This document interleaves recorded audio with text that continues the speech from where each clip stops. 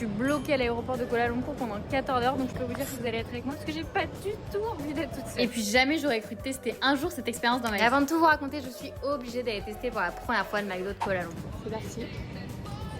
Et pourtant je me la suis jouée très safe en prenant qu'un cheeseburger, mais c'est même pas passé. J'ai même pas mangé la moitié, comment dire que pour la prise de masse je suis vraiment pas haute. Dans tous les cas il était enfin temps de découvrir ce que j'avais réservé pour dormir. Le truc que j'ai réservé il est après l'émigration, donc là j'ai dû faire 15 000 papiers, j'ai passé un tampon et tout. Après je peux aller dormir. J'avoue que j'étais un peu stressée parce que j'avais surtout peur de pas pouvoir faire demi-tour au moment de mon vol de demain. Parce qu'il paraît à partir du moment où tu dépasses un certain temps d'escale, il y a pas de problème à se faire là-dessus. Enfin réussi à arriver. Pour vous expliquer, j'ai eu un passe-partout comme ça, avec la clé de la chambre, un explicatif de où ça se trouve et un locker. J'ai un sac avec plein d'affaires pour aller me doucher. Je remplis toute la valise dans le sac parce que j'ai pas le droit de prendre la valise. J'ai décidé que dormir pendant ces 14 heures d'escale était plutôt une bonne idée. Mais au vu des prix des chambres d'hôtel dans les aéroports, il était hors de question que je dépense. Et j'ai trouvé la solution en dormant dans une capsule. Je sais pas si je suis la seule à pas connaître, mais le concept est juste dingue et en plus de ça, c'est pas cher. Personnellement, j'ai réservé avant mon arrivée, ce qui permet d'avoir encore des plus petits. Pour une chambre double et un accès aux douches, j'en ai eu pour 56 $.